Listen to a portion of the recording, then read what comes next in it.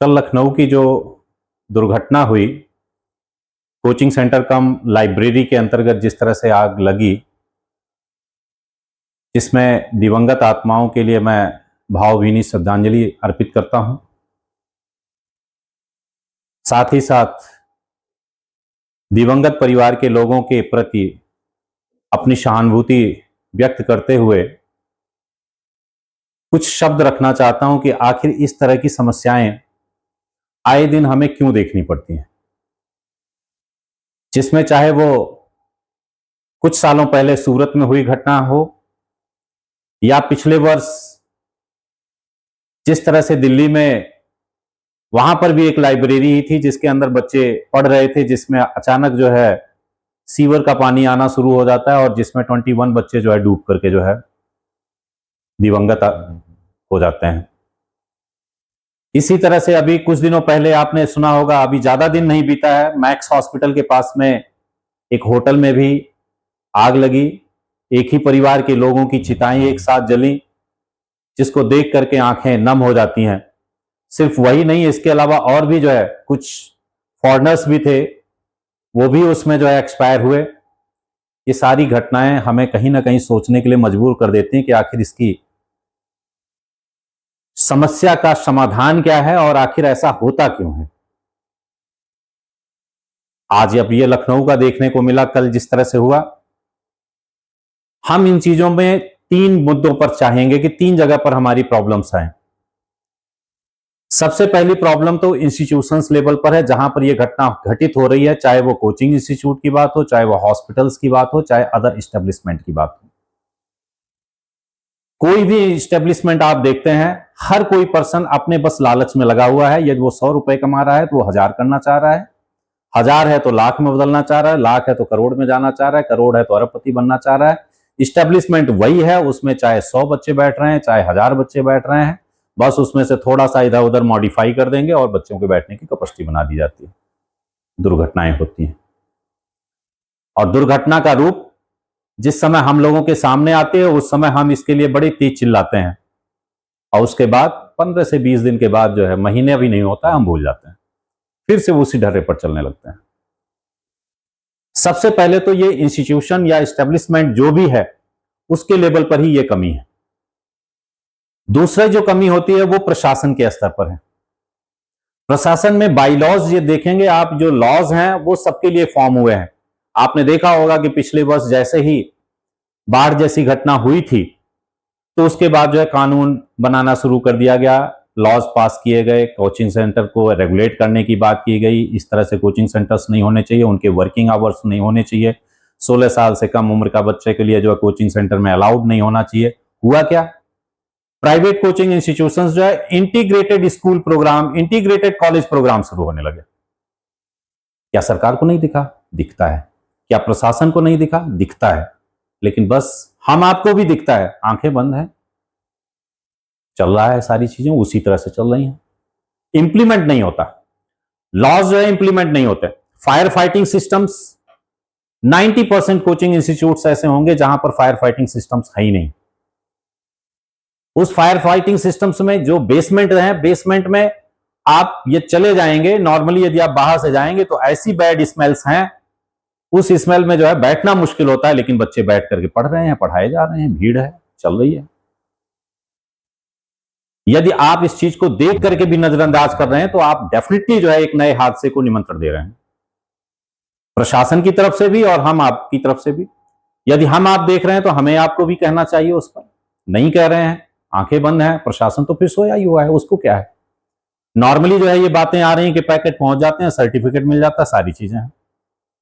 जब हम आप वहां के भुक्तभोगी हैं, यदि हम ही नहीं कहेंगे तो पैकेट्स के ऊपर आपको आरोप लगाने का क्या मतलब है। वो तो चलेंगे ही चलेंगे, वो तो पहले से भी चलते रहे और अभी आगे भी चलते रहेंगे, चाहे जितना भी हो, 15-20 दिन चिल्लाया जाएगा। आप देखना जो है हर शहर में, जितने भी बड़े शहर हैं चाहे छोटे शहर हैं, प्रशासन की तरफ से हर इंस्टीट्यूट को नोटिस भेजी जाएंगी, उनके यहाँ देखा जाएगा, देखने के बाद बस बता दिया जाएगा ये कमियां हैं, वो कमियां हैं। 15-20 दिन बाद जो है वही इंस्टीट्यूट, हो सकता है कुछ इंस्टीट्यूट बंद भी कर दिए जाएंगे कुछ दिन के लिए, उसके बाद फिर खुल जाएंगे, फिर चलने लगेंगे। ये प्रशासनिक इच्छा शक्ति की कमी, राजनीतिक इच्छा शक्ति की कमी है और इसके अलावा कुछ नहीं है। और तीसरा और सबसे इंपॉर्टेंट जो चीज है वो है हमारी आपकी अवेयरनेस की कमी, पेरेंट्स और बच्चों की कमी। पेरेंट्स जो है अपने बच्चों को उस भेड़ चाल में क्यों भेजना चाहते हैं? क्या एक टीचर जो लॉज ऑफ मोशन पढ़ा रहा है तो क्या दूसरा टीचर लॉज ऑफ मोशन दूसरा पढ़ा देगा? बिल्कुल नहीं पढ़ाएगा। सेम वही चीज रहते हैं, सारे टीचर्स वही होते हैं। अल्टीमेट तौर पर एफर्ट खुद के बच्चे का होता है। आप जितने भी टॉपर्स और ये सारी चीजें बताते हैं, क्या इंस्टीट्यूट से हो जाते हैं? बिल्कुल नहीं होते हैं। ये सब कहने वाली बातें हो कि हमारे इंस्टीट्यूट से ऐसा हुआ, बिल्कुल नहीं। पीडब्ल्यू कहता है कि हमारे 200 बच्चों का यूपीएससी में सिलेक्शन होगा। फैक्ट्स आपने चेक किए? कौन से 200 बच्चे हैं? गूगल फॉर्म भी जिसने भर दिया वो भी उसका बच्चा हो गया। इंक्वायरी के लिए पहुंच गया वो भी बच्चा हो गया। डेमो क्लास ज्वाइन कर लिया वो भी उसका बच्चा सक्सेसफुल रिजल्ट का हो गया। आप एक बच्चे का देखेंगे तो कम से कम 20 इंस्टीट्यूट उसको अपना रिजल्ट बताते हैं। आप देखते नहीं है। यदि आप देखते हैं तो आंखें बंद किए हैं, और यदि आंखें बंद किए हैं तो इस तरह के हादसे को निमंत्रण आप खुद दे रहे हैं। और यदि आप दे रहे हैं तो आपको इस तरह के क्वेश्चन उठाने का कोई मतलब नहीं बनता। एक लेमैन लैंग्वेज में कोई बात करता है, टीचर्स के आपने पढ़ाने की, हर टीचर की अपनी अपनी अलग अलग जो है स्ट्रेटजी होती है, उस तरह से पढ़ाता है, उसके बोलने की ट्रेंड है, सारी चीजें उस लेमैन लैंग्वेज या कुछ ऐसी चीजें हैं जो कुछ चीजें आज 90% जो है आप यूट्यूब और ऑनलाइन चैनल्स पर देखेंगे, सब अपने अपने जो है क्या कहते हैं कि टेक्निक्स के थ्रू अलग अलग से जो है अपनी क्लास को इंटरेस्टेड बनाना चाह रहे हैं, जिससे उसमें चाहे फैक्ट आ रहे हो चाहे ना आ रहे हो वो बात की बात है, बस उस पर व्यूज बढ़ जाए, फॉलोवर्स बढ़ जाए, सब्सक्राइबर बढ़ जाए, बस यही चीज है, इससे ज्यादा कुछ नहीं है। इसलिए जो है सबसे बड़ी कमी हमारी है, हम उस भेड़ चाल से बाहर निकलें। यदि इंस्टीट्यूट में कैपेसिटी इस तरह की नहीं है, इंफ्रास्ट्रक्चर नहीं है, सबसे पहले जो है आप अपनी सुरक्षा के बारे में सोचें। यदि आप नहीं सोच रहे हैं तो हम तो लाख को हजार बनाने में, लाख को करोड़ बनाने के लिए बैठे हुए हैं सारे। एजुकेशन का जितना जो है कॉमर्शलाइजेशन हो रहा है, हेल्थ सेक्टर का जितना कॉमर्शलाइजेशन हो रहा है, इतना ज्यादा किसी भी और सेक्टर में नहीं हुआ है। एजुकेशन के साथ जितना खिलवाड़ किया जा रहा है उतना किसी भी के साथ नहीं हुआ। बच्चे जो है आज कंपटीशन की तैयारी करने के लिए जब आते हैं तो पता चलता है कि उनके किसी भी टॉपिक के कॉन्सेप्ट नहीं क्लियर है, उन्हें स्केलर नहीं पता है, वेक्टर नहीं पता है, टेंसर नहीं पता है। टेंसर तो अभी भी काफी लोगों को नहीं पता होगा कि टेंसर होता क्या है। हो सकता है कि कई ऐसे भी होंगे टीचर्स जो हमारी ये वीडियो देखेंगे तो गूगल करेंगे कि टेंसर क्या है। ये सारी चीजें जो जब इस तरह के लेवल पर आपका कॉन्सेप्ट नहीं क्लियर होगा तो डेफिनेटली जो है आप आगे सक्सेस नहीं होंगे। लाइब्रेरी में बैठने से कुछ नहीं होगा। लाइब्रेरी में बैठने की बजाय क्या आपके घर में स्पेस की कमी है? क्यों नहीं आप घर में बैठ करके पढ़ सकते? कारण है क्योंकि आपने अपने पेरेंट्स को अपनी एक्टिविटी में इंटरफियर करने से मना कर दिया है। आप अपने पेरेंट्स को थोड़ा सा भी यदि आपके उसमें इंटरफियर करते हैं तो आप कहते हैं कि हमारी पर्सनल लाइफ है। लाइब्रेरी में कौन सा आपको कंसंट्रेशन बन जाता है? लोग कहेंगे कि नहीं इंस्पिरेशन मिलता है, दूसरे को देख करके इंस्पिरेशन मिलता है। बिल्कुल नहीं, ये सारी चीजें कहने वाली बातें। इंस्पिरेशन आप जिस दिन अपने पेरेंट्स के तानों से जो उनके द्वारा टोट कसे जाते हैं, जिस दिन उससे इंस्पिरेशन लेना शुरू हो जाएगा उस दिन आप सही रास्ते पर आ जाएंगे। कोई नहीं वहां पर इंस्पिरेशन। 90% लाइब्रेरीज मैंने भी विजिट की हैं। अक्सर लाइब्रेरीज जो है लविंग पॉइंट बने हुए हैं और कुछ नहीं है। पेरेंट्स ये चाहते हैं कि बच्चे उनके सही रास्ते पर रहें। बच्चा चाहता है कि सही में कैरियर उनका ठीक हो, तो बेहतर है आप इसके बारे में सोचें।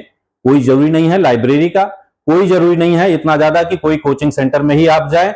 ऐसा नहीं है कि सारे बच्चे जो है कोचिंग सेंटर से ही सक्सेस होते हैं। बच्चा वही सक्सेस होता है जो खुद के लिए कमिटेड होता है। जब तक आप अपने कैरियर के प्रति सेल्फिश नहीं होंगे तब तक सक्सेस की उम्मीद आप बिल्कुल ना करें। ये सिर्फ कहने वाली बातें हैं।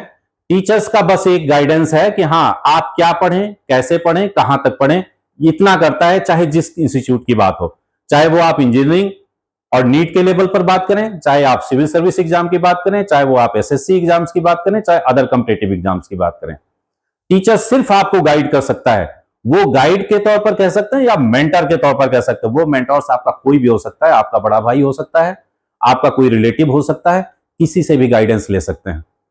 आज इंडिया में इतनी लिटरेसी की कमी नहीं है। आपके खुद के रिलेटिव्स में कोई ना कोई होगा, बस आप इच्छा शक्ति बना करके उसको अपना मेंटर समझने की कोशिश तो करें, वहीं से आपको सक्सेस मिल जाएगी। जरूरी नहीं है कि क्या कहते हैं कि आप लाइब्रेरी में जाकर के इंस्पिरेशन लें। जो कहा है उस पर आप विचार कीजिएगा। कहना बस यही है, सुरक्षित रहें, सुरक्षित भविष्य के लिए आप प्रयास करें। धन्यवाद।